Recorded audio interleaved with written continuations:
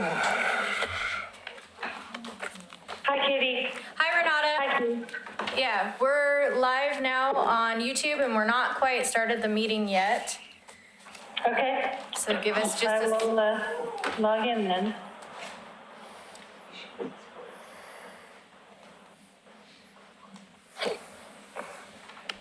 and we're ready whenever you are, Mayor. When we scheduled to start? At 6:30. Oh, okay, well then, let's go. So I'll call the work session for the Oregon City Commission to order for Tuesday, October 9th, 2018. Commissioner Shaw's here, Mayor Holliday, Commissioner Ide, Commissioner O'Donnell, and Commissioner Mengelberg is on the phone. So moving on from there, does anybody have any future agenda items? No. Then we'll move on to discussion. Commissioner Mengelberg, please say something. Commissioner Mengelberg, do you have something? No, I'm fine. Okay. Discussion items, 18-466, 2018 City Commission meeting calendar, Ms. Riggs. Thank you, Mayor and Commissioners. Every year we bring the City Commission meetings calendar before you. This one is for 2019. And we take a look at the upcoming dates to see if there's any conflicts and prepare for next year's meetings. I have a couple of items to point out. The goal setting retreat is currently scheduled for February 1st and 2nd. The budget committee meeting is scheduled for May 6th. And the enhancement grant committee meeting is scheduled for June 13th. If there are no conflicts or suggested changes at this point, this would be our final draft for 2019 meetings. Everybody okay with that? I'm okay with it. Okay, I will not be bringing this back before you, so Okay. this will be the final draft, and then we can move on to the next item. All right, PC 18-136, Development Code Amendments, including equitable housing, Ms. Turway. Oh, Laura's on vacation. I'll be presenting with Elizabeth Decker, our consultant with JET Planning. So we've got a presentation for you. This is legislative file 18-0001. And this is code amendments that are implementing both the equitable housing project goals as well as other changes to the code that have been identified by staff. As a whole, these amendments will result in greater opportunities for housing, reduce many regulations and streamline our processes, and improve formatting of the code. It does not include any changes to our zoning map or authorize any city-initiated construction or development. Thank you. The Equitable Housing Code project has the goals of providing housing for all ages, abilities, and incomes to buy or rent housing, and based on our current zoning map, it needs to be convenient for everyone's everyday needs. So a major goal of the Equitable Housing Project was to look at the code and use the goal of removing barriers as much as possible. To do this, we did a lot of public outreach.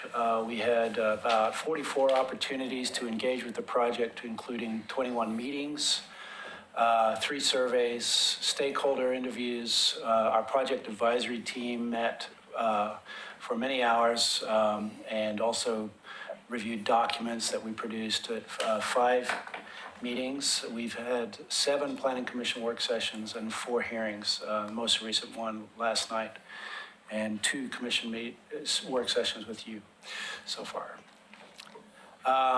So the amendments that are in your packet are the latest version of code amendments based on direction that we received from the Planning Commission at the September 24th meeting. And last night we looked at those in more detail. Planning Commission has continued their decision to October 22nd. We have responded to all our public comments, which to date, and there's a summary of how we've responded to those in your packet. There's also a detailed legislative staff report with findings for compliance with the comprehensive plan, with the goals and objectives of the Equitable Housing Project and the City Commission's goals and objectives as well. So I'm going to hand the middle portion of this project over to Elizabeth to talk about some of the more substantive housing code amendments. And then I'll come back and talk to you about the remaining amendments after Elizabeth is done. Thank you. All right, thank you, Mayor and Commissioners. As Pete said, Elizabeth Decker with Jet Planning. We've been working on this project for over a year. I have a background in development code and land use planning, so excited to share some of the opportunities we have.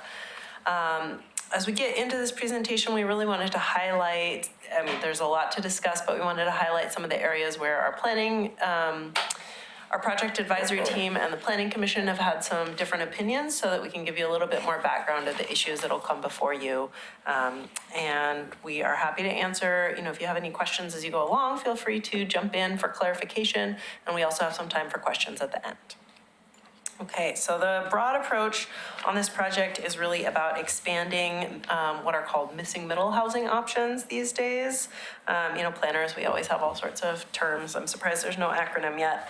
But the idea is really to get additional housing types beyond detached single-family homes. Those currently make up 71% of the Oregon City housing stock, and to provide an alternative between those and apartments. And as I like to say, this project is all about creating more housing and, more housing, more better, as I like to say. So we looked at sort of expanding the grid in 2 dimensions, really adding the different types of uses. And so we added several different new types of uses, including internal conversions and corner duplexes, 3 to 4 plexes, and also expanding in which zones those uses are permitted. So first thing to point out is that nothing would change with the existing single-family detached uses that make up a majority of housing options now. So as you see, that's the first line in this table, and it's all yes right across the board. In all zones, it would be permitted where it already is, with the exception of the high-density zone. And then the orange Ys in this table represent where we're adding additional uses in new zones. So adding some additional uses like internal conversions being permitted across the board, others being permitted in more specific zones. For example, duplexes, we're expanding beyond just permitting them in the R3.5 zone to include some additional ones. And then the blue Ms represent where certain uses would be permitted only through a master plan, which is a type 3 review process, normally tied to a land division process for residential. So for larger new developments. Let's back up a second. Yes. What does the M mean? That's where it would be permitted as part of a master plan use. Oh, okay, thank you. Actually, I have a first question. Where do these definitions come from for low density, medium density? Have they always existed or are they recently developed? So those designations come from the comprehensive plan language. And so currently it has a comprehensive plan designation of low density, and then the zoning district names are R10, R8, and R6. So we're bringing that terminology across from the comprehensive plan to the zoning district names. Those have been designations since even the 1982 comp plan that we updated in 2004. I struggle with R3.5 being medium density. Right, understood. Okay. Great. All right, and so now I just wanted to start by walking through those different housing types and talk about some of the more salient points that have generated most of the public discussion, both among our project advisory team and our planning commission. So we'll start with accessory dwelling units, which are a way to add a second smaller dwelling unit to an existing single-family home. Right now, there are 23 to date in Oregon City over the past 2 decades since they've been permitted. And they are currently allowed in all single-family zones, and we are proposing to continue that. But the work here was really to remove barriers, both we needed to implement state minimum requirements under SB 1051 that was recently passed and became effective July 1, 2018, and then also remove some known barriers to ADU development based on some best practices that have come out from across the state and from DLCD. so that we can really help to make accessory dwelling units a more viable development option and get a little higher than 23. So main points in terms of the recommendations are allowing 1 ADU per dwelling, not per lot. That's straight out of the SB 1051 requirements. There's some discussion about whether to allow 2 ADUs, which is a recommendation from DLCD. But that's really a new frontier in ADU development and was not recommended by PAT or Planning Commission. Another recommendation from both PAT and PC was to increase the allowed size to 800 square feet for an ADU or 60% of the main dwelling. That's up from 40% of the main dwelling currently, and that avoids penalizing smaller homes. So you haven't been here before, so we don't use acronyms, so that people understand out there what we're talking about. Yeah, DLCD is Department of Land Conservation and Development. And ADUs, accessory dwelling units. And what's the PAT? Project Advisory Team, that's our committee. Okay, thank you. Thank you. Okay, and then some of the more controversial elements of the accessory dwelling unit regulations have to do with parking. The current requirements in Oregon City Code require 1 off-street parking space for an ADU, but provides an exception if on-street parking is available on the block. And the project advisory team recommended removing all off-street parking requirements to provide greater flexibility for developing accessory dwelling units and to create parity. Right now, the existing code does not require off-street parking for any single-family home. So it's a somewhat odd situation where this larger single-family home is not required to have off-street parking, but then the accessory dwelling unit is required to have one. So the recommendation was to remove it as a minimum requirement, still leaving the flexibility for individual homeowners to develop parking for either the main dwelling and or the accessory dwelling unit as they see fit. So Tony, do we not require off-street parking for new single-family homes because they always just put it in anyway? Right. Yeah. That's right. Yes. Okay. I'm with you, Mayor. I think market forces drive the need to have off-street parking, plus a standard lot, maybe even if it's 60 feet, that's 2 parking places out front of your home at least. Do we not allow 22 feet per parking place? I had curbside. If it's an off-street parking space, we would count it if it's got 22 feet of Frontage. available curb. Right. Yeah. And that would include in a driveway? No, well, No. We're talking about on-street. And then off-street, the Yeah. driveway right now is about 20 feet because we have a 20-foot setback from the back of the sidewalk to a garage. yeah. Yeah. So to And the those- mayor's point, market forces drive off-street parking as it is. Yeah. It's a more saleable component. Right, there's And we no, also count the space in the garage as well. there's no need for us to have it in the code because no one builds a house without a garage anymore anyway.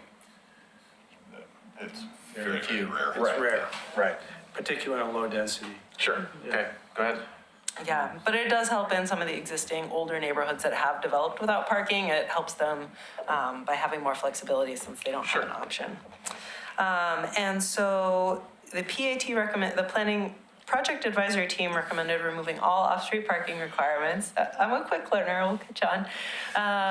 But Planning Commission expressed some concern about parking and proposed to require 1 off-street parking spaces with no exceptions. So that would be more strict than the current parking regulations for accessory dwelling units. Owner occupancy has also been a topic of discussion, and the code currently requires that the property owner reside in either the primary dwelling or the accessory dwelling unit for the majority of the year. And there's some concern that this stifles development, both because it discourages property owners from coming forward to develop this, it limits their flexibility in the future. And even for property owners, the vast majority of whom are intending to live on the property, it can really impact the financing options. Banks are much less likely to make loans for projects when they have deed restrictions like this or other limitations on use. Just based on the way that appraisals are done, from what I understand from some experts in the field. And so the project advisory team recommended removing the owner occupancy requirement based in part on some data that we have of accessory dwelling unit projects in Portland, which is the only city large enough to have a statistically significant data set showing that the vast majority are owner occupied already. And Planning Commission expressed some concerns about neighborhood stability, and they recommended, and have been discussing, they have not yet recommended, but requested that staff revise the proposed code to retain owner occupancy requirement. And then one last piece that's been discussed is design standards. This is a relevant point under the Senate Bill 1051 that requires that any design standards for accessory dwelling units meet the clear and objective standards requirement. And so vague language like compatibility or, your ADU must look nice or must be consistent with the design of the main house need to be revised. And so the project advisory team and planning commission recommended to retain most of the standards in the code, but to make them stricter so that they say that for example, the siding materials must match the primary dwelling rather than to be compatible with, which is a little less clear and objective. So those are the main points on ADUs. Any questions? Hang on. Yes. Let's talk about that for a second. So, owner occupancy, if we were to require owner occupancy, how do we enforce that over the long run? That's another concern that's come up is that there really is not an owner occupancy requirement or enforcement mechanism that most cities have, and so it's generally complaint driven. And was there any? Go ahead, Renata. Along that same line of thought, we don't have an owner occupancy requirement for single-family residence, so why would we extend that to an ADU? Commissioner O'Donnell, you have thoughts on that? Not at this point. Okay. I would ask the same question as Renata. I think that having the flexibility of rentals in our community, we need rentals in our community. There are many people who cannot afford to buy a home, and I just think that it would increase the number of rentals in our community, especially in this day and age when we're trying to do exactly what you just stated the goal was to remove barriers as much as possible. And so I would be supportive of removing the owner occupancy requirement. And was there any discussion at the planning commission or the project advisory team on using ADUs for short-term Airbnb type rentals? Yes, that was a concern that was voiced primarily at the Planning Commission, and I believe, we'll get to it, I think that we've explained that currently short-term rentals in any dwelling type, whether it's an accessory dwelling unit, whether it's a primary dwelling, whether a duplex or an apartment, are a conditional use right now and are regulated as a bed and breakfast. So it is currently not allowed. Yet we're not enforcing that. Well, Pete, do you want to talk about, for example, the VRBO, Yeah. I don't want to say owner, but. Right.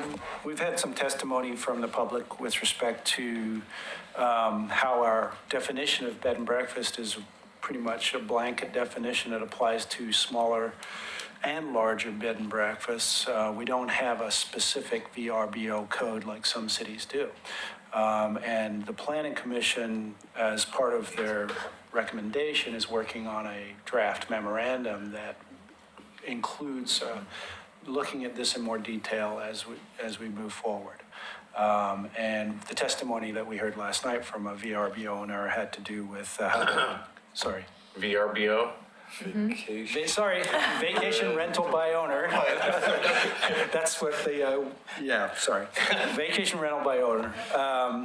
And how they had encountered the problem of having to obtain a conditional use permit at approximately $4,000 and go to the Planning Commission when their intent was to rent a room out and live on site and then have someone come in for the short term, less than 30 days.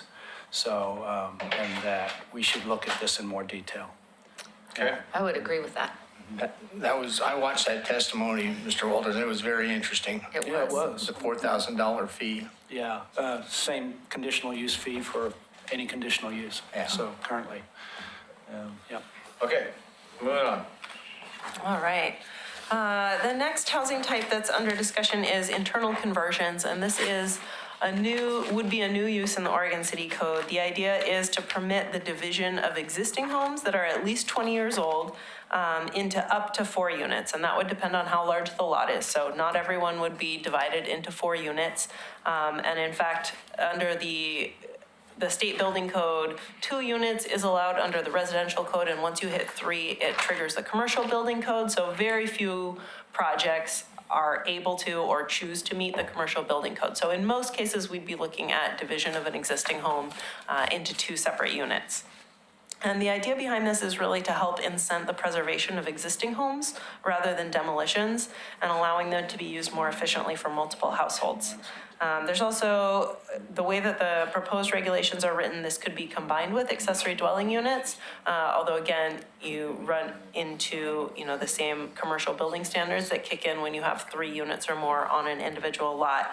But again, the total limit remains 4 units, depending on lot size. And along with the internal conversion, the recommendations allow some alteration and expansion of an existing house as part of the conversion. The project advisory team recommended allowing up to 800 square feet alteration to the existing home as part of the internal conversion, so that it is equal to the size of what an ADU would be permitted, to help create some parity between the options rather than forcing a choice one way or the other. Planning Commission expressed some concern about that scope of changes and felt that 800 square feet might not be consistent with the existing residential patterns and scale and scope on the block. And so they have discussed limiting any alteration or expansion to 500 square feet. And off-street parking also came up as a theme for Planning Commission in their discussion here, as well as accessory dwelling units and for internal conversions. While project advisory team recommended no minimum parking requirement, the Planning Commission expressed some concern there and did recommend requiring off-street parking for the internal conversion units. But fundamentally, that doesn't make any sense. Because especially if we're talking, and these conversions have been going on in Oregon City since, the late 1800s. Right, and there was a big boom for when there were And housing so, shortages. especially because of the size of the homes that were built in McLaughlin at the time tended to be quite a bit bigger than, homes before. I had a 3,600 square foot house in McLaughlin, counting the daylight basement, and a garage that you couldn't put a car in because the garage was too small. It was designed for a buggy. So if you convert that, where do you put the parking on a lot? There were definitely some concerns voiced about that the idea is to prevent demolition and use existing property. And so how do you balance those factors? Right, okay. So can a homeowner say, I have a 3,000 square foot home, I can divide that in 2. Mm-hmm. And I also can put up to an 800 square foot ADU unit on that same property? You would be permitted under the Oregon City regulations, but I understand, and I can verify this, but I believe that the building code would kick in and say that you now hit the multifamily commercial threshold, and so that means a lot more sprinkling requirements, other fire protection, and it generally raises the cost of construction such that it's not feasible for many homeowners. Also, sometimes just, for the same reason as parking, some of those older homes simply can't accommodate, the fire separation requirements. So it remains to be seen whether it would actually be done. But yes, it would be permitted under the code. I have a question. Why would we limit the size of an internal conversion? Each house is different, and 500 square feet is really a small area for even just one person to live. And I guess I'm advocating for maximum flexibility here, and I'm also not enamored with requiring off-street parking. Yeah, and to clarify, the 500 square foot is only additional square feet that could be added to the house with an internal conversion. The conversion and how the units are divvied up within the existing square footage can be divvied up however the property owner proposes. So if it's a 3,000 square foot house, both units can be 1,500 square feet, but you can only add 500 square feet, if you were trying to build a separate entrance or an extra bathroom or something to serve the internal conversion unit. Thank you for the clarification. Thanks for the question. I understand the discussion on parking, But by the same token, you got to take everything together. You can't isolate, well, here's the parking problem, and here's the division of the building thing, and here's the ADU, because it's a total package. And for example, in my street, which is 32 feet curb to curb, people park on both sides. We cannot get a fire engine down there. And I don't know how we're going to deal with those specific issues. And I don't want to just say, well, the parking isn't a problem because it's never been a problem. Well, it will be a problem. And I don't know what we can do about it, but I've got concerns about what the outcome will be. I also have concerns about changing the complexion, that there's an expectation when you move into a neighborhood that this is what you're going to have. This is the lifestyle I have chosen. This is what I have invested in. I don't think it's going to be a widespread change because it's been limited over the many decades. But I've watched the planning commission meetings, and I do think it's easier to start from a more restrictive basis and then loosen that over time versus, as you sat in those meetings, to start with a very liberal interpretation, then try to apply restrictions. That can get very difficult. That's all I'll say. So, yeah, we did have a letter submitted from Clackamas Fire District about the fire code, and they will govern. I mean, I understand what you're saying about a 32-foot wide street and somebody having an expectation about that, certainly. But when we would go through development review, and if somebody proposes something less than the standard street width, the fire department would also have an opportunity to comment on that, and the fire code will dictate whether or not parking is going to be restricted on one side of the street or not to allow fire access.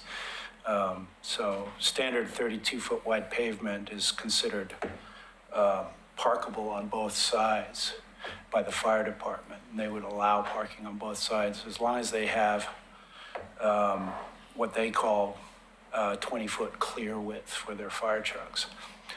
So it is a concern. Yeah. Mm-hmm. And Pete, I can tell you from personal experience that those things get missed because they got missed on my subdivision. Okay. And it wasn't a question of 32 feet curb to curb. It was a question of 32 feet plus the curvature of the street. Okay. Plus trying to get vehicles like the hook and ladder down to service a 2.5-story building. It wasn't going to happen. So in the end, we had to go for no parking on the street at all. So those are the kind of errors I don't want to miss. Right. Mm-hmm. Got it. Yeah. Okay, moving on. Great. And I definitely think that theme about, how wide do you open things up now versus how cautious are you with the approach is an overall question for this entire package. And I think that, we really took the charge that City Commission gave us about removing barriers and expanding opportunities with this package and are glad to hear your feedback and tailor it as necessary. Just one other general overarching point is that what is tricky about this package is we are trying to expand opportunities as broadly as possible with, just as you say, the knowledge that they will only be, acted on by a small percentage of homeowners. And that, I wish that we had gotten a crystal ball at planning school, but they really ran out, apparently. I've heard so. Anyways, so given that we don't have that, we do have some economic forecasts about what percentage of homes are expected to take advantage of these opportunities, and it's a fairly low number, and it's a tricky message to try to parse and to try to understand in a time where, the economy is changing, demand for housing is changing, and so our assumptions aren't quite right. I can say that, with certainty, these kinds of housing types will not be happening on every block, simply because they won't apply and homeowners, will have certain expectations, or they will not have the right type of structure or not have the desire to become a landlord. And so it's that balance that you're trying to strike as policymakers about how do you provide opportunities and how do you anticipate what the uptake might be of those new opportunities. So I don't envy you your task. This is a legal question, and maybe it's not suitable to pose it to you. Do the existing covenants and restrictions and homeowners associations that would prohibit this type of thing prevent ADUs being placed in those subdivisions? Some do, and this was discussed last night as well. And one of the most recent proposals is to include a explicit provision that for accessory dwelling units and internal conversions, upon review of a land division, so during the review process, the city attorney would review the proposed CCNRs to assure that they explicitly permit these units. And so Carrie Richter, our deputy city attorney, discussed that last night. It is legal to require that under our code. And it is something that we already do with all of our land divisions is if somebody's going to have CCNRs, we have the city attorney check those to make sure they don't conflict with our zoning regulations. Yeah. So I guess But- to move forward on that question. Okay. I think the question is if there's an existing homeowners association neighborhood and does the city code take precedence over the CCNRs? Or the In codes, that covenants, case, restrictions? it would not because we can't legally enforce CCNRs. They're a private agreement between the homeowner and the HOA. And so, no. Answer to that. I think what, trying to get to the question that I think I'm hearing is, right now, we have a code that's permissive for certain uses. You can create CCNRs that are more restrictive. We allow a 3.5-foot fence in the front yard. You can have a CCR that says no fences allowed in the front yard. I think the question would be that now that you have the Senate bill that requires ADUs in single-family zoning, now you have this issue of a state law rather than a local law. And so I think that's where, Carrie Yeah. probably needs to Yeah. interpret. Can you create a CCNR? We have CCNRs on the books right now that deal with minorities in neighborhoods. Obviously not enforceable, but they're there, right? And that's an extreme case. I fully understand. So this is a little different. When you Yeah. have a state requirement, you have a CCR that's in violation of that. And it's still under debate at the planning commission. We would, part of the language was, should it say explicitly permit or not prohibit? And so that's what we're discussing at the moment. Okay. That's a very fine point. Yeah. And I think the question was posed in two scenarios, existing versus new developments. Yeah, and I think that's an important distinction to make, is we don't know exactly what will happen in existing developments because it'll play out with state law. But the proposal, along with internal conversions and accessory dwelling units, is to require new CCNRs for new land divisions to explicitly permit those types of uses so that we avoid a conflict. Okay. Well, historically, retroactive laws are not looked upon with favor. Exactly. Say it's not So- so, Frank. Okay, moving All on. right, so next type is a corner duplex. The idea here, duplex allowed on corners in single-family lots, one door on either facade so that it looks like a single-family home as you go along. Great way to add what's called discrete density in some single low-density districts. Can work either as retrofit in existing neighborhoods or be planned as part of new neighborhoods as they develop. Not much controversy, but happy to answer any questions. Did you just say that if there was a new development, that a corner duplex could be added, could be included in that new development of single-family homes? Yes. Okay, just want to clarify. And there's some other restriction too. You can only have one door per unit facing the Facing. street of entrance. Yeah, exactly. All right, next proposed use is duplexes. This is already permitted in the R 3.5 district now, medium density, if you will. And it's proposed to be added to both the R5, which is also a medium density district, and the R2, the high density district, as a permitted use, provided that it meets the minimum lot sizes for all of those zones. And which brings up sort of the main point of discussion on duplex uses is the project advisory team recommended allowing duplexes on standard size lots. So the same minimum size lot for a duplex as for a single family lot. Remember again that the R 3.5 and R5 are intended to be the medium density zones, not the low density single family zones. So making it a little bit more flexible, if you have a 5,000 square foot lot, say in R5, do you wind up developing it with a duplex or a single family detached home? Planning Commission recommended increasing the minimum lot sizes for duplexes, about 20% larger than single-family lots. And the idea is to provide a little bit more breathing room for those 2 units in a duplex, but that's sort of traded off against the feasibility of duplexes, because then you have to make the decision at the time of land division, how big are these lots going to be? And it could also disqualify some existing lots in the R5 and R3.5 zones from building out as duplexes. So some discussion there about what minimum lot size for duplexes provides the most flexibility and balances the intensity of the use. This is a question I'd like to take offline, but when I read the report, it somewhat confused me because it would say R5, but didn't look like it was going to allow like 3,500 square feet. And did I understand that correctly? And we can take that discussion offline, but it was very confusing to me. Yeah, so I think that's going to come up as we get Okay. into some of the other All right. use types. The short answer to that question is it is the R5 zone, and so we carried that through with a 5,000 square foot minimum lot size for single-family detached housing. But to make other types of housing feasible in the zone, there are different minimum lot sizes for different types of housing uses. And so that's really the question about duplexes is, does a 5,000 square foot minimum lot size make sense for a duplex in the R5 zone, or should it be larger to reflect the fact that it is 2 units? I have a related question. Where would a skinny home fit into this scenario? Sure, so narrow lots or how, let's see, skinny homes on smaller lots really are just, would be classified as a single-family detached house. And we'd most likely see them in the R3.5 zone because you could have single-family detached use, but as small as a 3,500 square foot lot. So that's probably where you would see the narrower lots and that style of development. Thank you.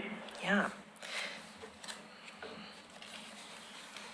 Okay, that brings us to townhouses, which are also skinny but a little different because they're attached. And we've seen these as a very popular option for development in Oregon City and really allowing for some affordability and home ownership as well as rental opportunities. So we were looking to expand opportunities for where townhouses could be developed in the city. And so they are proposed to be allowed in the R5 zone and retaining them in the R3.5 zone. So that's both of the medium density zones, and also permitting them in the R2 zone, which is the higher density zone.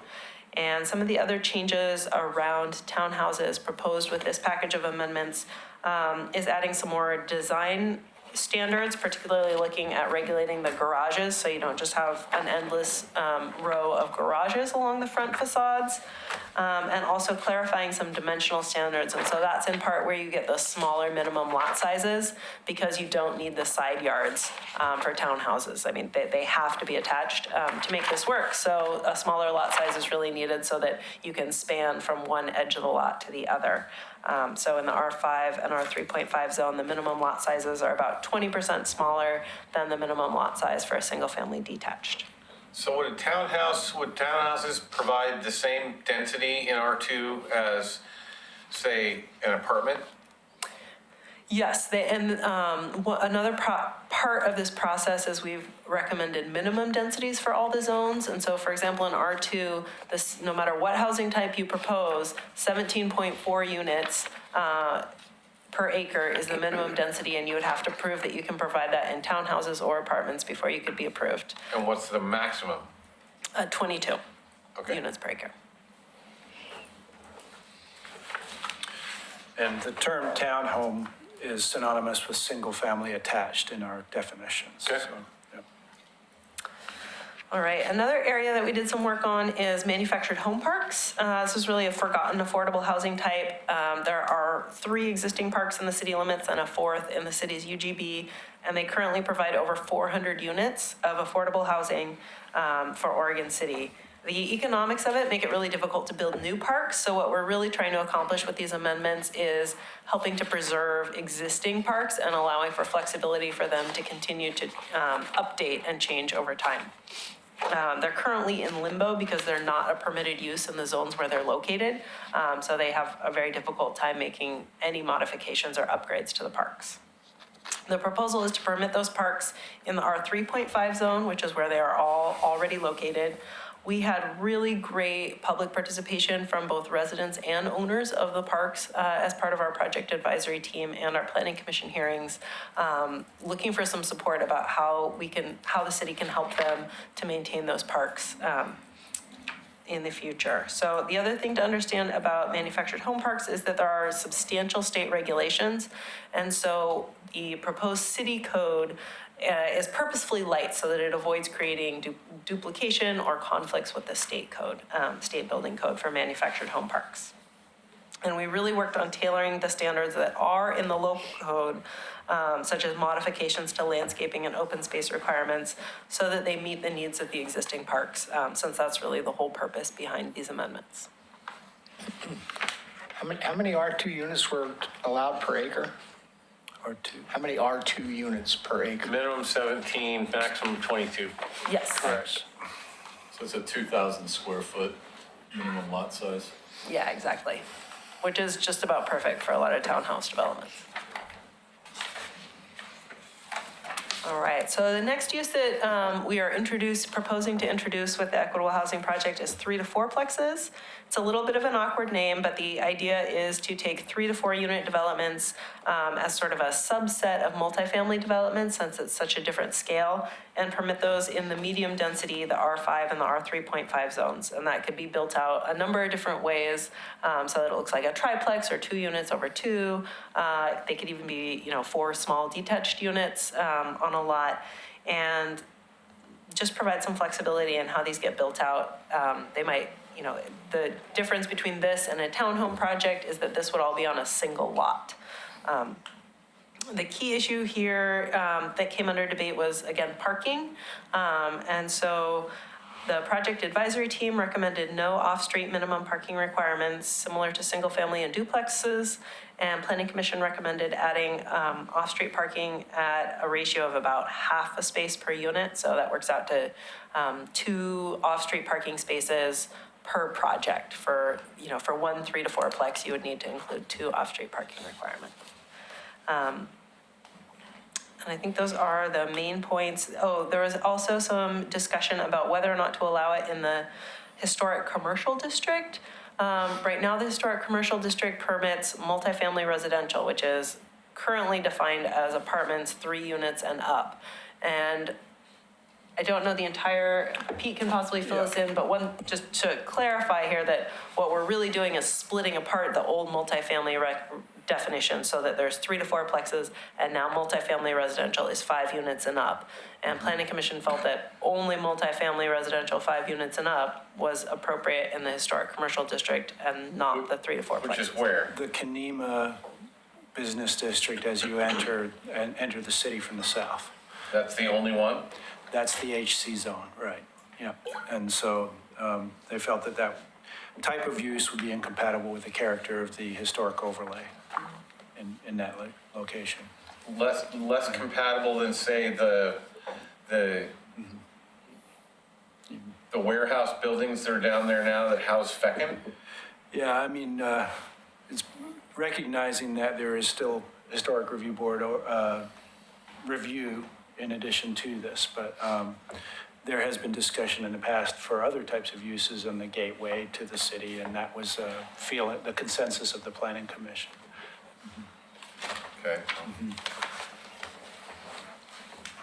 I need to ask you a question, Tony. You're a former planner. When there's an acre of ground dedicated for development, how much of that is not available because it's dedicated to streets and such, percentage-wise? Depends. Just for rough math, without laying it out on a larger acreage, we use about, 80%. So 20 to 25% would be dedicated for storm ponds, street right-of-way, tracks. On smaller lots that are, as it gets smaller, I think you use less right-of-way. If you've only got an acre, you're going to put 4 houses on it. You probably only have to do a frontage improvement. You don't have to put a street through the site. Yeah. You got 5 acres, you're probably putting multiple streets in with street stuff. So, but 20, 25% in just a strictly conceptual planning guesstimate process. What drove that question was the R2s that you allow up to 22 units per acre. 22 times 2,000, 44,000 square feet, an acre is 43,560. I've used more land than I have just to put houses on it. Well, no, but you're thinking, you're not including the vertical. Right. Are you talking 2 stories? Is that- 2 or 3 stories, sure. All right. Yeah, and one other clarification is that we have proposed to change how density is measured, or well, we're really just clarifying it. And so the idea is that your density is measured on your net developable area. So you have to subtract out all those, all the roads and whatnot before you calculate how much land you have for your 1 unit per 2,000 square feet. So right. they might fit. So if you take out the roads, the storm pond, the easement, it gets you whatever's less. Whatever's left, then you divide that by the 2,000 units per, or 2,000 square foot per unit. Yeah, exactly. All right, so next housing type to discuss is cluster housing. And the idea behind cluster housing is it's really the next iteration of cottage housing. The concept of cottage housing has been pretty popular all throughout our project and really in a lot of communities where I've worked. But unfortunately, a lot of times it doesn't get built. And so the idea behind the code amendments that the project advisory team worked on was to create more flexibility to build more smaller units arranged around a common green space and take that common green space and orientation of cottage housing, but expand it to allow more different types of housing. So for example, whatever housing types are permitted in the zone, those would also be permitted at a smaller scale in a cluster housing. So for example, if you're in if you're in the low density zone, then you could have single family detached as part of your cluster. And if you're in the medium density, you could have things like townhouses and duplexes in your cluster housing, but arranged differently around the courtyard and at a smaller scale and higher density is the trade-off that's proposed for cluster housing. And we retained the same density bonuses for cluster housing that were in the existing cottage housing. But the one thing that was discussed was changing the size requirements, the size maximums for cluster housing. Currently, the maximum for any individual unit is 1,200 square feet, and the project advisory team recommended increasing that to 1,500 square feet maximum. And again, you're probably looking at a 2-story for that in order to fit the units onto a lot. But you could also have some flexibility in terms of perhaps you have some single-story accessible units and some that are 2 stories, and gives a little bit more flexibility in your site design and layout with the size. And in contrast to that, the average size for new single-family residences, I believe this is a statewide statistic. Unfortunately, I didn't have an Oregon City-specific one, but that new single-family residences is about 2,500 square feet. So limiting to 1,500 square feet is a significant reduction, significantly smaller scale than what you might see in another neighborhood. And then the other size limitation that's been discussed is whether to have an average size limit for units in a development. The idea being some might be larger, some might be smaller, but you average them all together and hit, stay within an average. And so the current average is 800 square feet. And the project advisory team recommended no average, that if you're gonna have a maximum, that's the maximum, and every unit should have the same ability to meet that, instead of forcing units to play off against each other. And also in terms of enforcement, what do you do if a project gets built, it meets the average, and then 3 years later, somebody wants to build an addition onto their home? Are they just, are they denied? Is the city able to track that? Does somebody else have to chop off part of their home? Probably not. But just, that isn't how we regulate other housing. And so just to make it easier to maintain over time, recommended no average. Planning Commission had some concerns about that, and they recommended adding back in a 1,000 square foot average size maximum. It seems to me I that, have a question about this. How would parking be accommodated in cluster housing? Yeah, great question. There is an off-street parking standard for cluster housing, recommended as 1 space per unit, a minimum. And traditionally, cottage housing has been developed with clustered off-street parking, so a shared garage, normally accessed by an alley or private drive. And it can be covered or uncovered, and the parking is traditionally not attached to the homes. That also helps keep the home sizes small. Part of allowing the larger size allows for some flexibility. There could be access to park on the rear of the individual units, and have private parking for each for each cluster house. It really would depend on the site and what the developer's trying to get. You could not have front-loaded parking because cluster housing is oriented around that common green. So there would be no garages visible from those facades and no vehicle access. Thank you. Go ahead. Oh, I thought you were just had a question. No, I'm fine. We'll deal with it when it actually comes to us. Great. Any other clarifications on this one? Okay, so next piece is looking at multifamily residential. That's your more traditional apartment style development. This is already permitted in the R2 zone where it's proposed to remain, except that it could be permitted in R5 and R3.5 only as part of some master plan process. The main change here is that we're, by adding the 3 and 4 plexes, multifamily residential is now only 5 units and up. And the real work that we did here with the project advisory team, we had a lot of developers, including an affordable housing developer, who helped us understand the trade-offs between increased costs of construction and design standards, and looking at which of those design standards essentially had higher costs, and then thinking about what are the priorities, knowing that they have costs, which ones are so important that we still want them in the community, and which ones are less important so that we could remove them as, barriers. For example, a somewhat silly one that was easy to deal with was window trim. The current standards require a window trim width that isn't a standard type that you can buy at the store. So everyone had to do either custom window trim or get a variance. It was very expensive. And so we just aligned with industry standards to require a window trim that's a standard 4 inches wide. Easy way to help out. But some of the others, particularly articulation and roofline modulation, really do impact how a building looks, but also really add to the cost. So we look to add some balance with those standards. All right, we also took a look at residential opportunities in the commercial and mixed-use zones. And the recommendation from both the project advisory team and planning commission is to continue to allow residential projects in all of the commercial and mixed-use districts. And that's to be allowed both as part of the mixed-use project and also as a standalone residential use. So you could have, a straight-up apartment project, just like these ones I showed, developed in the general commercial zone right now, as the zoning code is written. Provided one change with this project was to introduce the same minimum density standard in the commercial zones as applies to the R2 zone. So if you are going to use commercial land for a residential project, at least we'd like to see the most efficient use of land at those same density levels. We also spent some time working on standards for shelters. There are 3 existing shelters already operating in Oregon City over the winter to help serve the population of people in the community experiencing homelessness. Currently, they operate as emergency shelters, and as you know, you've probably been involved in the emergency permissions that the City Commission has had to grant. And so one of the specific charges of this project was looking at how to address this use more comprehensively. The shelters that currently have operated in the city are located in the mixed-use downtown district, the mixed-use corridor 1, and the residential R3.5 zones.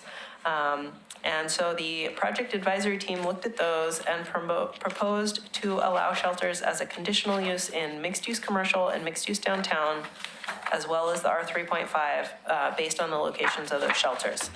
Planning Commission took another look, and they really thought that rather than starting with the shelters, they should start with, what are the characteristics of the zone and what's compatible in those zones.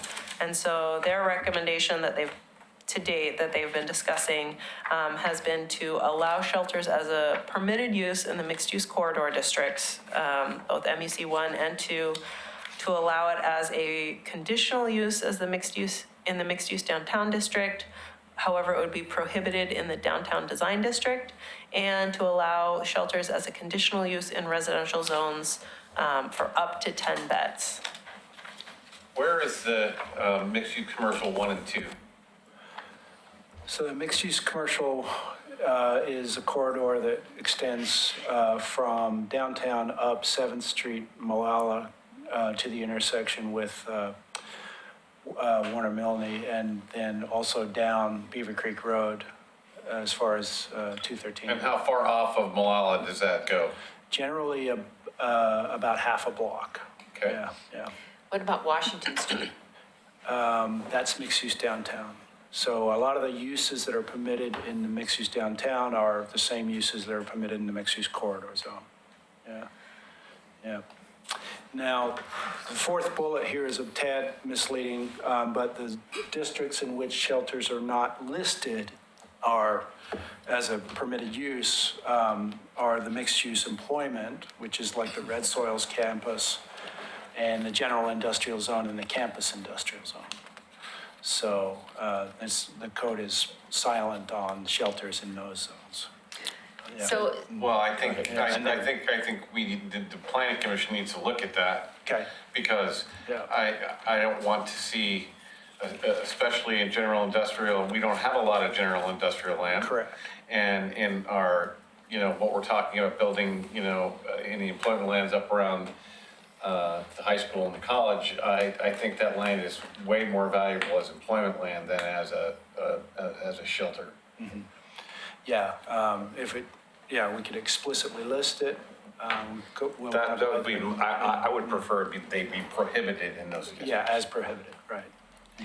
So, And I agree with that for another reason, and that is that heavy trucks and warehousing are not compatible with a lot of pedestrians. It's kind of it creates a dangerous situation. Okay? so in all practicality, the Washington Street where the Father's Heart is located and the One by One Church, what, Oh, yeah, so my father's heart is mixed-use corridor zone. oh, it I'm is? sorry, yeah. Yes. Yeah, Oh, okay, so it goes that far. yeah. Okay, and then what about, It's a kind of an island. what about the other church? Office space? Yeah, as you go down Washington, it's mixed-use downtown there. Okay, so in the event that, now 50. these codes won't be completed by, when the weather gets bad. And so, emergency resolutions are going to need to come forward for certain shelter areas that want to use it as a warming shelter for this winter.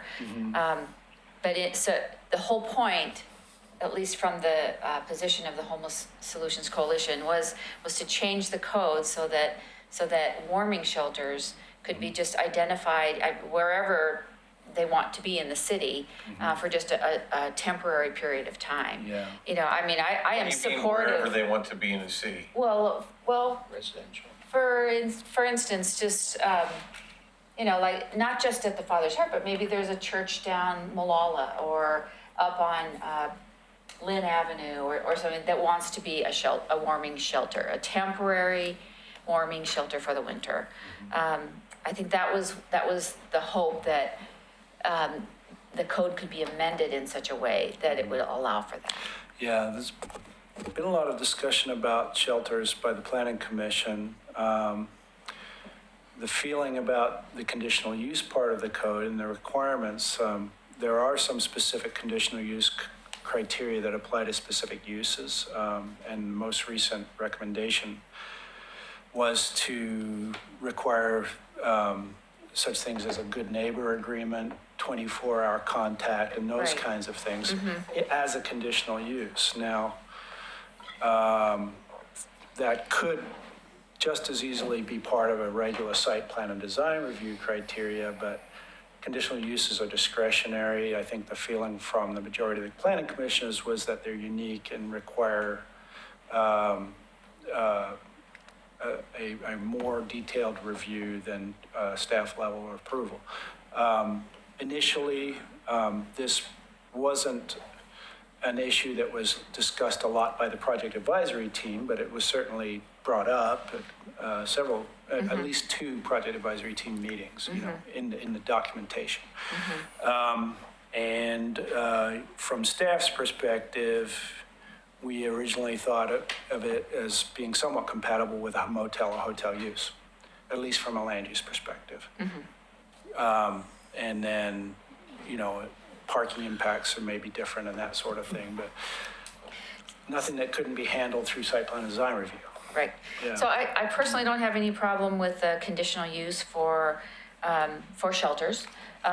Just wanted to to do everything that we could to make sure that warming shelters could be in a special category so that we don't have to keep coming back every year Yeah. for emergency resolutions. We did And hear it looks like testimony about that, that's too. going to that's going to work as long as in just these two areas, MUC 1 and 2.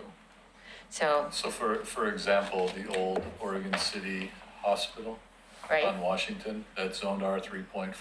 Right. Would not be allowed. right. Okay. So if they wanted to do that, they'd have to come for A an zone emergency change. resolution. Or Or what?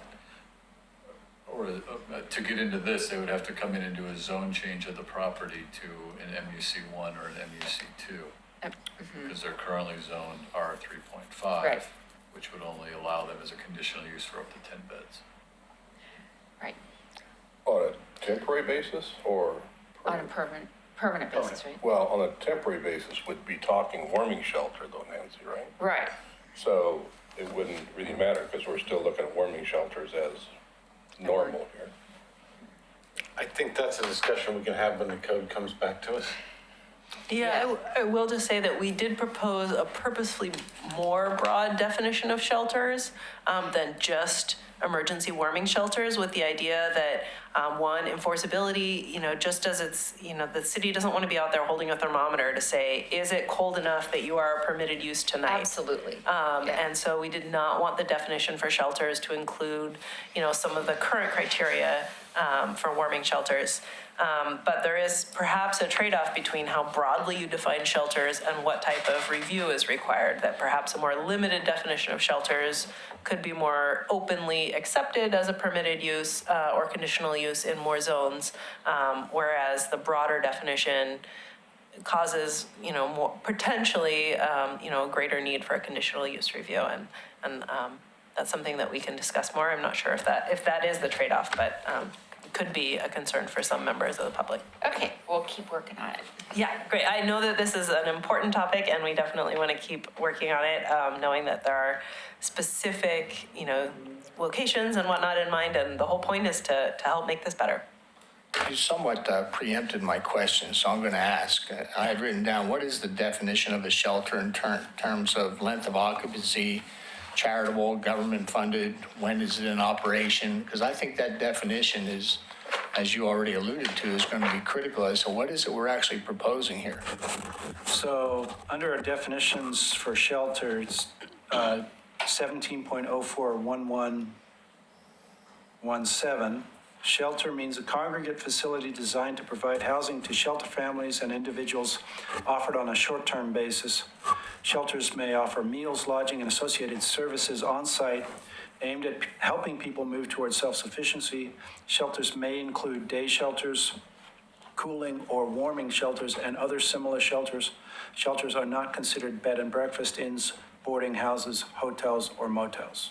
What's the definition of short-term? That was my Oh, next question. I thought it used to have that in there. It is something we need to tighten up. I thought it said 90 days or less. Thank you. There was some discussion about 90 days or less. Woohoo. Some discussion, but there's currently nothing. I should say there was not I feel like I read that phrase somewhere, but that might have been in an earlier draft. That is not in the current proposal. Okay. If you had a recommended day length, then we could look at adding it back in. Well, I think that time period will be critical in the decision. 90 days sounds like a short-term rental.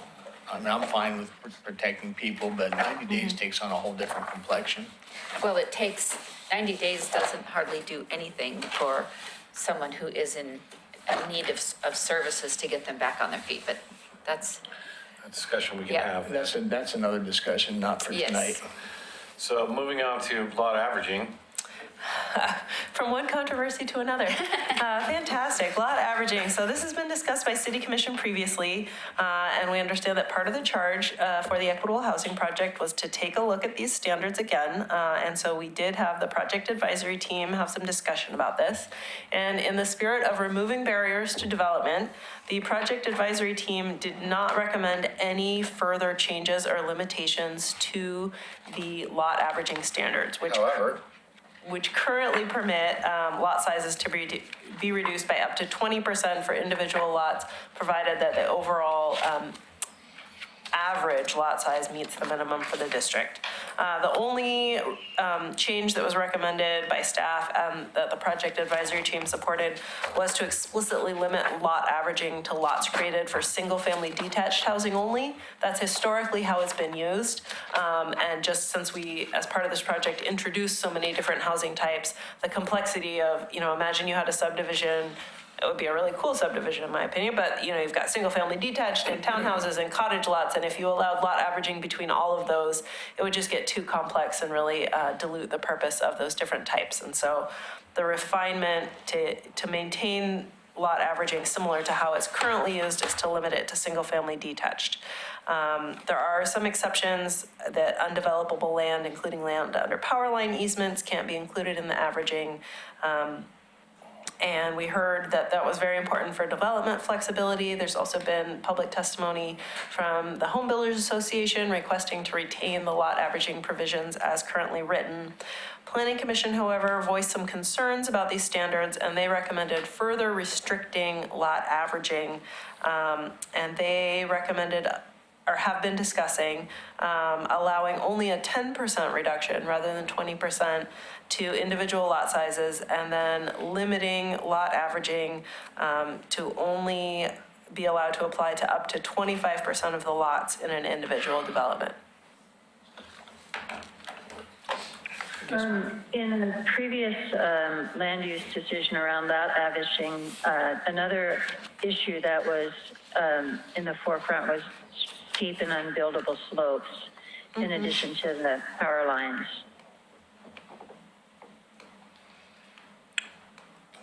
Right. If a slope is in excess of 25% or otherwise considered unbuildable by a qualified engineer, and the city agrees with that, it would be taken out of the gross developable area already. And we would base the lot averaging on the net developable area. Mr. O'Donnell? I just want to make sure I understood what you just said, Pete. So if we took out a slope, is that allowed to be figured into the No. averaging calculation? No. Okay. So considered unbuildable. Yeah.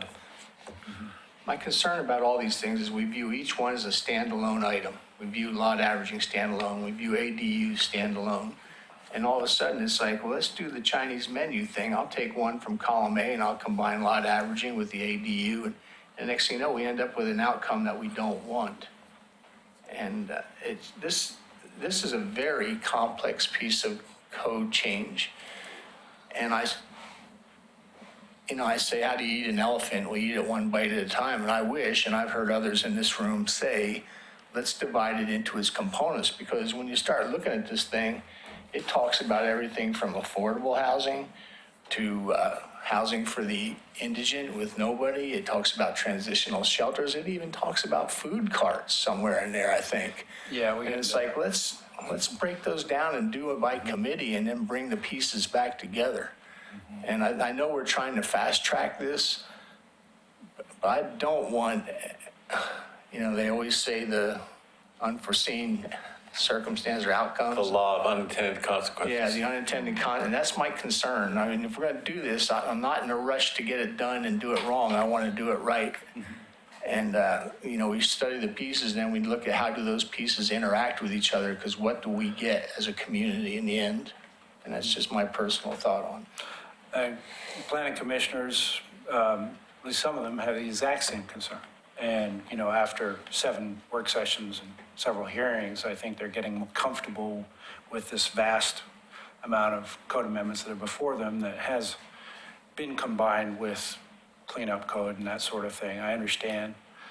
We've done our best to try to summarize everything and attack each item individually, but I understand your concern, and we'll do our best to try to clarify and define. And you do, this. Pete. I'll compliment you on that, but my take is they're not quite as comfortable as you feel they are. Right. I've watched pretty intently. So along with the slopes and the power lines, what about like an area of property that has a wetland on it? Or what else could there be? Some other, Well, storm ponds, Yeah. other utility easements, any area that is deemed unstable by a geologic engineer. Rather than wetlands, identifying each one individually, can you lump it into something like Well, we have an undevelopable portion of the land? Right, well, we have a definition for net developable area in our code Oh, that okay. covers all of those things Yeah, in okay. detail. So, and then, once we've defined net developable area in the code, then we get into calculating what your allowable density is. Yeah. Yeah. Do we require any part of a development to be allocated to parks, future parks? The reason I asked is I looked at a development in another community, and they had done a park as part of it. Right. And then the whole thing had been lot average. So does that figure into the lot averaging calculation? Well, only through the master plan PUD process right now. We don't require land be dedicated for park purposes. Pardon? UV? Planned unit development, Thank sorry. you. Yes. So the current master plan chapter would be retitled Master Planned Unit Development. So it's a more flexible, negotiated process with the planning commission, where a developer could propose open space or parks in exchange for more density, or at least modification of lot sizes within the same subdivision, or even housing types, additional housing types. But a question like that would have to then go to the planning commission and Correct. possibly to the city commission. Master plan would be a planning commission decision only, type 3, unless appealed. Right. Right. Okay. Moving on. The last one I could think of was Filbert Run, down off of Central Point. Yeah. Was the last planned unit development where we worked with the developer to dedicate some land, and then we purchased some with Parks SDCs, I believe, if I'm recalling. It's been a long time since we did that, and I believe that there was some ability to transfer some of the density. So under the code, the old planned unit development code spelled out how you could move density around a lot. I've still got one directly across the street from me. That's still a PUD. Isn't that correct? Oh, the one, yeah. Lowell. Yeah. Whitkey Estates. Yeah. So.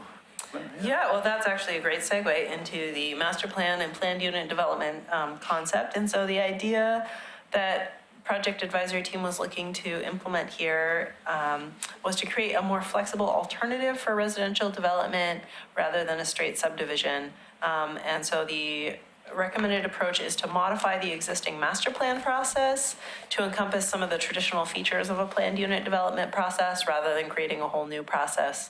And so it's the master plan process in Oregon City has historically been used for institutional uses. And so we're not proposing to change any of those requirements for institutional uses, but to add some specific residential standards, making it optional for all residential processes. And so the trade-off is, sort of a classic planning planning bargain. You get more flexibility in terms of opportunities to modify dimensional standards, use standards, and at the same time, there is a higher level of review. Planned unit development would go to Planning Commission for a Type 3 review, and there are also some open space requirements that come along with that as part of the development. And so both the project advisory team and planning commission recommended creating this alternative for more creative projects. So the Park Place concept plan is, it's going to move to a master plan eventually too, which will be this. But not maybe PUD or what? Yeah, so this would apply to a new development upon application. So they might, and the idea behind making these changes was to tailor them so that they also would allow for residential flexibility as well. Currently, the code is geared much more towards institutional development. And so, so in the Park Place area and potentially other concept planning areas that have large pieces of land that either need to be phased over time or require planning commission adjustments for certain standards, this is the appropriate process. Because that concept plan basically is supporting this, what we're talking about Yeah. here. So this is Yeah. pretty cool. Yeah, I think so. But it's only optional for residential. Except in the Park Place area because they well, agreed as a condition of Yeah, annexation. that was a condition of annexation that they do this. Yes, Okay. so that one's a little, but in other residential areas, unless it also, I suppose it could also become a condition of annexation, but we wouldn't know until it happens. Or zone change. I have a thought on this. We want to encourage planned use development, and yet the process is longer and it's more uncertain and more demanding. Are there ways to counterbalance this additional requirement with perhaps lower fees so that it is truly more attractive than burdensome? Right. I think that the main incentive for developers to go through this process is the flexibility that it affords to do a different type of project. One explicit opportunity is, for example, the lot averaging provisions that apply to a subdivision. You would have more flexibility than whatever those wind up being through a planned unit development, that it could be proposed to change lot sizes by more than those limits, to move units and lots and uses around. And so I think that can be, for the right developer, enough of an incentive that it's worth going through the process. But we can also look at some supporting process improvements. Right. Thank you. Which is a good segue to the Yeah. next slides, and I'm going to continue from here on out. So in addition to the housing-related code changes, the Planning Commission is discussing supporting policies that are beyond the scope of the Equitable Housing Project and outside of the Development Code. And some of those specifics they've discussed include financial support for affordable housing, developing a new manufactured housing park zone specifically for existing parks rather than just permitting them in the R35 zone. Additional long-range planning policies to update the comprehensive plan and housing needs analysis, budget allowing. And then with respect to trees, been a lot of discussion about the need to consider increasing fees for tree mitigation, and possibly strategies to limit tree removal prior to annexation. So there's some legal ramifications associated with regulating land outside the city limit, which is under Clackamas County jurisdiction until it is within the city. And subsequently, that is not something we wanted to tackle at this time, but it is something that other municipalities, particularly Lake Oswego, have done not via ordinance, but by resolution. So there's been discussion about that. This is a policy advisement memorandum that the Planning Commission is working on. It's a working document, and they would be forwarding this to you as part of the recommendations. Hang on one second. Tony, Yeah. when was the last time we did updated the comp plan? So it was 2003. Yeah, starting in 2002, we adopted it in '04. Right. Right, it took us 2 years. It was 82, then '04. Right. And what's so the typical horizon for that is 15, 20 years? Well, what we've done over the years is amend the comprehensive plan through the 3 concept plans and any legislative updates that we've done for public facilities, sewer, water, those are amendments to the comprehensive plan, but a comprehensive review of the comprehensive plan has not been done since 2003, where you look at all your goals and policies. So, yeah. Typically, Tony, what is is it a 20-year cycle before you do a comprehensive review of the comp plan? I think that's the planning horizon. I think that's probably a little long. A lot happens in 20 years. If you go through our comp plan right now, things have changed, whether it's with the hospital, the community college, where we're developing in the city. We've added three. So is this review currently in the timeline? I believe, in my discussions with Ms. Turway, with Laura, this is something that we're discussing about bringing forward potentially with the new budget. Okay. Is, All right. is, Thanks. how do we fund this if we want to do this and what that timeframe looks Okay. like? Hey, Pete, can you take a moment and explain the advisement item, consider rezoning of existing manufactured home parks? Yeah, okay, Not so in depth, but quick. we have testimony from manufactured home park owners.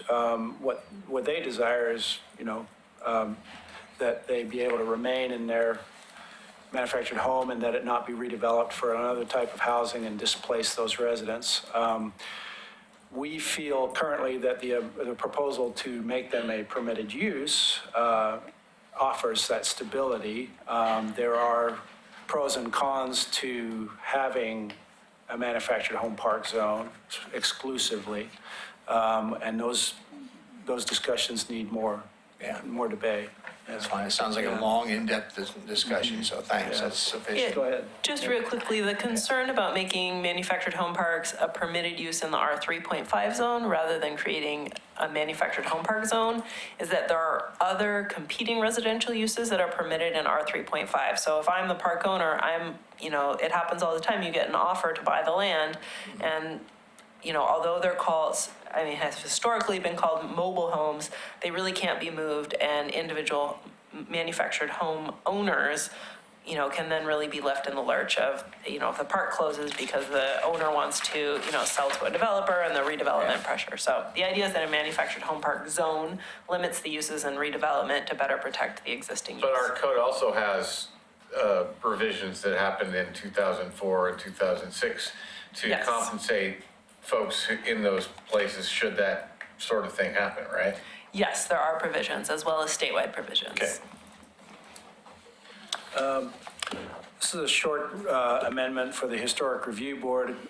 Basically, the appeals process that was outlined under Historic Review Board is the same appeal process in 1750, so rather than have a separate section, we're cross-referencing the appeals process in our administration code, and then not listing the fee in the code, but listing it in the fee schedule. Okay. Go ahead. Just a little bit of institutional knowledge on the fee. So that was codified as $50? Yeah, that's right. Because they wanted it, my understanding of the history of that was that they didn't want to make it too onerous in those historic districts such as McLaughlin Conservation District, Kenema National Register District, which are mainly single-family homes coming in trying to do improvements to those homes. So I think hopefully we'll continue to have that discussion whether, one, you think it's appropriate to continue that. Because if we put it in the fee schedule, it's going to go up 3% or it's going to go up by construction CPI, construction price index every year. Consumer price index, unless we do something to hold that fee. So just a little bit of why it's so low is it was a conscious decision by the commission at the time to try to make the historic review process as easy and not as financially of a hardship as it is for other developments in the city, such as commercial developments. Okay. With respect to public and street trees, which are trees that are abutting the property, and they are the responsibility of the homeowner to maintain, there have been amendments to that to clarify existing policies that are already in place. We've added some tree spacing requirements for utilities. We've cross-referenced additional street tree lists that can be used, so there's more flexibility.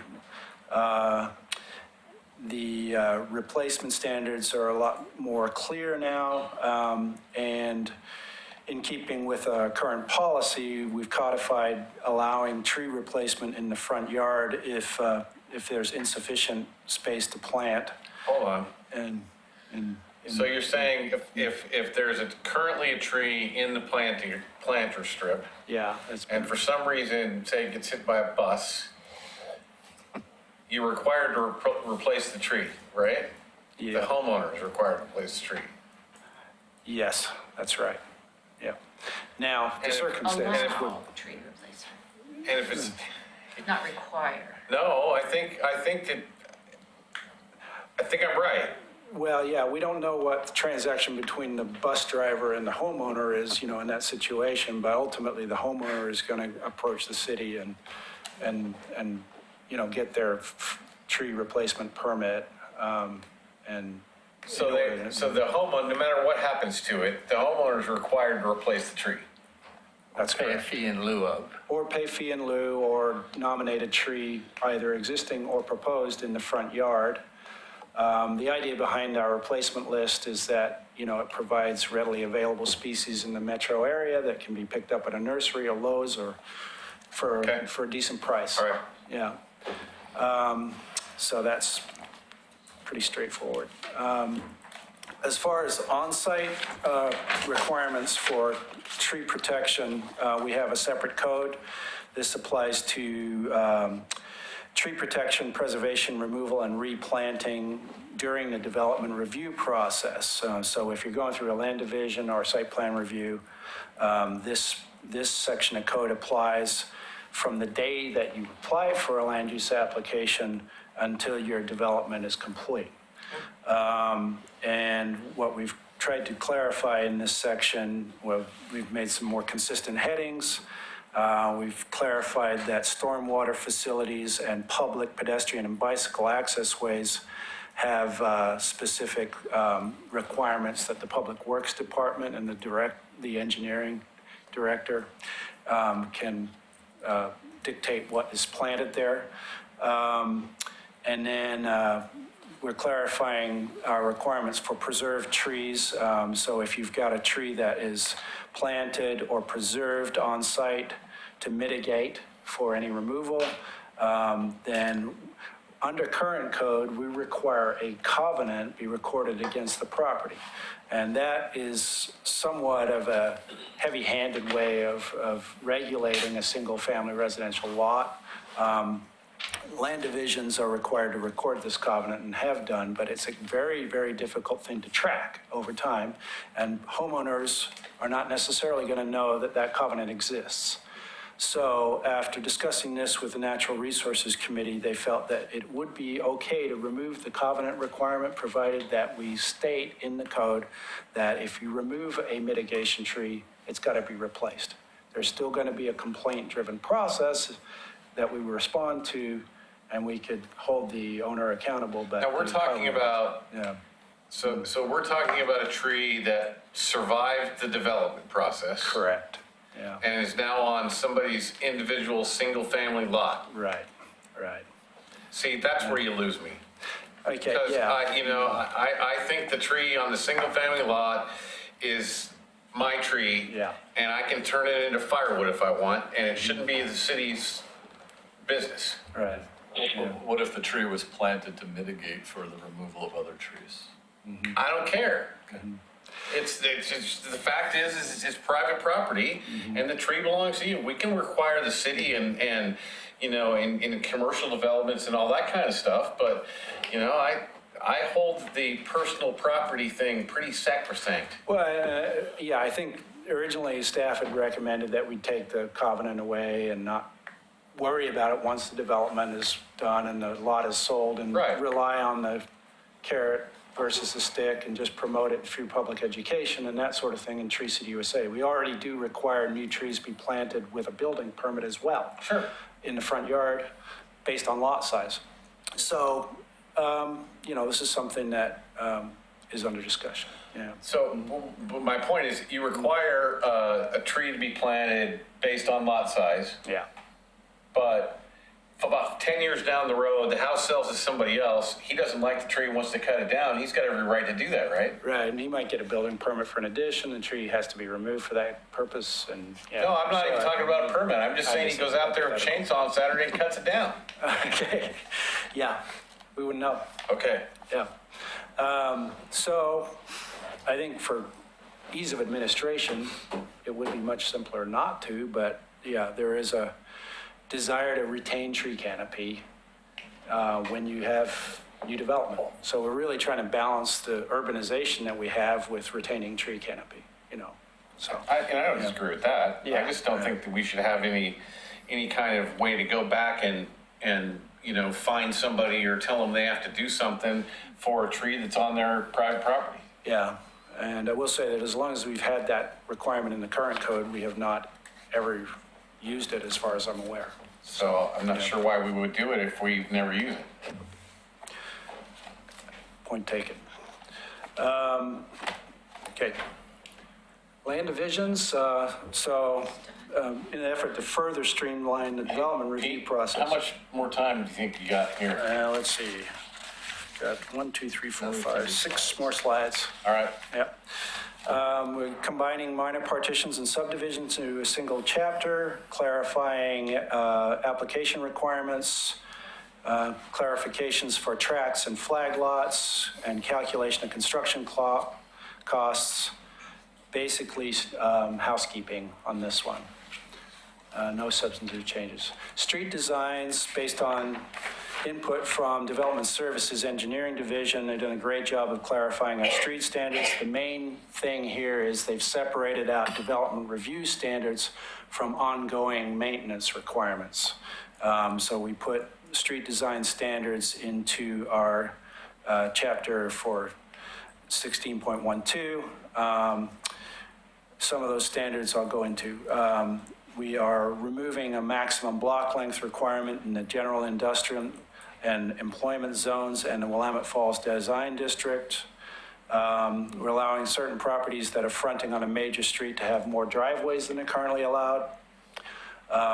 Relocated construction specifications, which are very specific engineering requirements, out of the code and to a separate document administered by Public Works.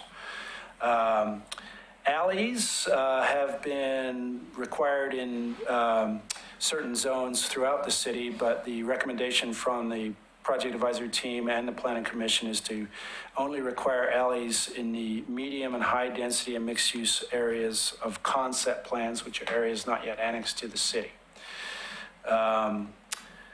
Pathway and landscaping width on pathways would be refined. The performance guarantees and warranty process for public improvements has been clarified.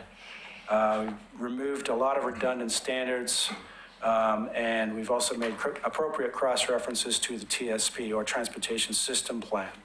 And that's that. Property line adjustment and abandonments. Pete, I hate to drag this out further, but the discussion on alleys was really interesting about how they're treated. Are they going to continue to be treated like that, as if the square footage is part of the property? Right, sorry, thank you. No, the PC agreed that alleys should not be counted toward the lot size. Okay, which they historically were. They historically were, that's all. So we made that change. Yeah, thank you. Property line adjustments, a very short section of code, and with these amendments, we would make it shorter, but we're clarifying that property line adjustments must still comply with minimum frontage requirements and subdivision density requirements. Definition section has been changed to accommodate all the new housing types, and also provide definitions which haven't been clarified in the code before, such as how we measure height in the floodplain, et cetera, et cetera. And this is very important that we have a good definitions code, because if we can't define it, we can't regulate it. I just refer you to that section for a complete listing.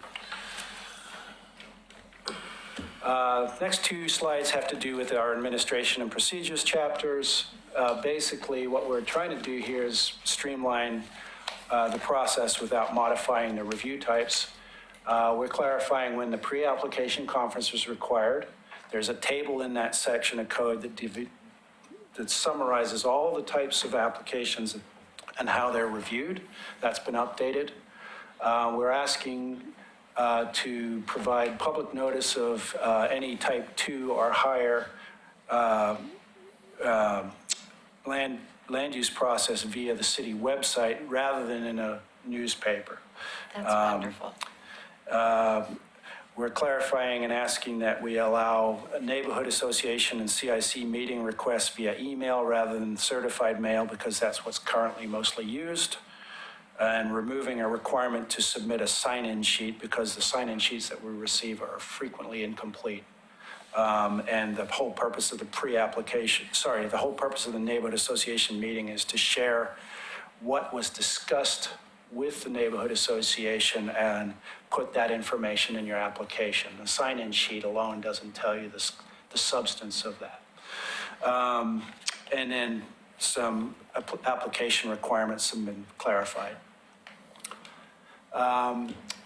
We're clarifying when a land division expires. We're removing the one-year waiting period for a similar application because if somebody wishes to resubmit the same application and go through the same process and pay the same review fees, they should not have to wait. In staff's opinion, the Planning Commission have felt that was okay. We are asking that we have a record of any liens against the property that are in favor of the city prior to issuance of any permit or recordation of a land division. There's a somewhat vague section in the current code about when you can reconsider a final decision by staff, which we felt was overly discretionary and didn't provide adequate public notice. So we recommend removal of that. And then all of the recommendations as far as new standards for processing a affordable housing project under state law are now part of that procedures section.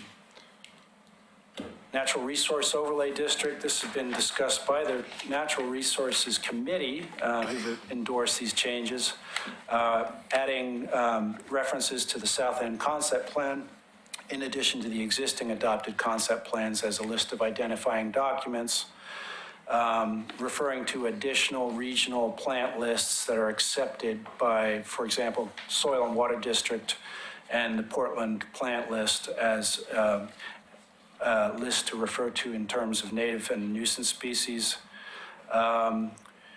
We are treating additions to existing structures the same as new structures. There's a rather complicated and confusing section of code that deals with existing structures, so rather than treat those separately, we just treat them the same as in a new development. And then clarifying that a tract that is an area that is for permanent protection of the Natural Resource Overlay District be owned by a homeowners association or by public ownership as opposed to a private owner in a subdivision, because that can be complicated legally. Finally, let's see. Yeah, that's my final slide here. List of other changes. We are adding police stations as a conditional use in the institutional district to allow planning commission review of that. The expectation was that that would be a public facility that requires that level of review and input and public notice.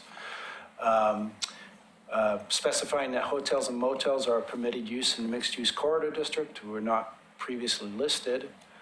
The mixed-use downtown area requires now a minimum 5% landscaping in the design district, and that could be provided for a variety of ways, either through rooftop gardens and planters and that sort of thing. General industrial zone, we were taking the requirement out that permitted uses have to be enclosed within a building. That conflicts with an existing section of code that allows for outdoor storage.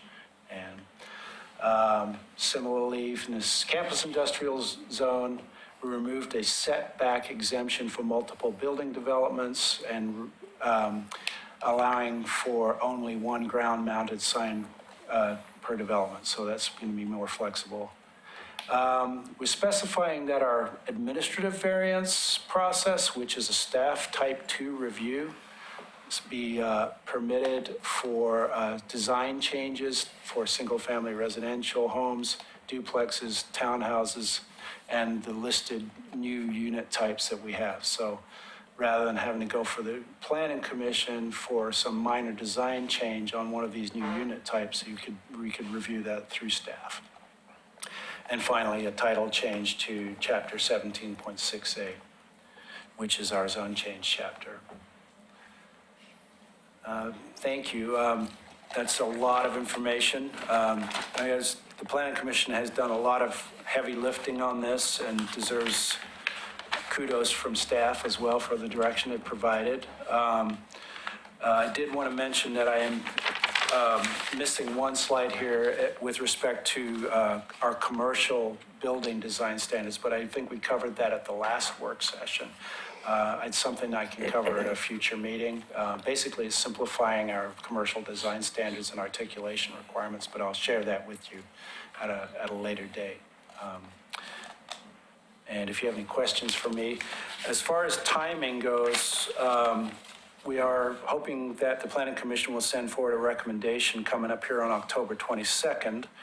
And then the first City Commission opportunity after that would be November 7th.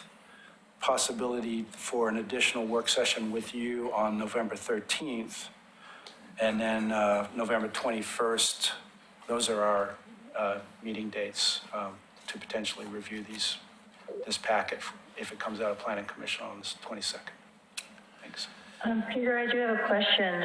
In a previous material that was sent out in advance, there was mention of food carts on private property, but I didn't see that in your presentation Yeah, today. sorry. I neglected to put that in. On the food carts, Planning Commission has recommended that they be permitted use in the general industrial, campus industrial, and mixed-use employment zones, and elsewhere through a special use permit. So the two things happened with food carts. They first wanted to differentiate food carts from other types of mobile vending because they are unique, and if somebody was going to drive onto a parking lot in those zones and provide, either a taco truck for less than 5 hours in a given day, then they felt that that was allowable without, any real oversight. Those types of uses are going to have other regulations under state health laws and that sort of thing. So there was consensus on the Planning Commission to state that as a permitted use. Currently, there continue to be a permitted use in the Willamette Falls downtown district as well. So under the code, the engineering division had recommended standards for a permanent something that's going to be on site for more than 5 hours and what that would require in terms of hooking up to public utilities and facilities. And then if it's a mobile food cart, then they wouldn't have to if it's for less than 5 hours in a given day. Anything else, Renata? No, that's it. Thank you. Anybody else have any other questions? Not yet. See it down the road here. Thanks, Pete. Appreciate it. Thank you, Pete. Thank you, And your Pete. crew there, Thanks, please. Rob. And thank the Planning Commission. Yeah. So we're moving on. I'm not quite sure what, I guess I missed this list. These committee reports. Oh, yeah, that was we had talked about adding to the work session the opportunity to provide a little bit more robust update. Let's move this to the next work session. Okay. It's like 8:45 and everybody's tired and. Yeah. So do you have anything to report, Mr. Manager? I do not tonight, thank you. Anybody else? We're adjourned. Thank you.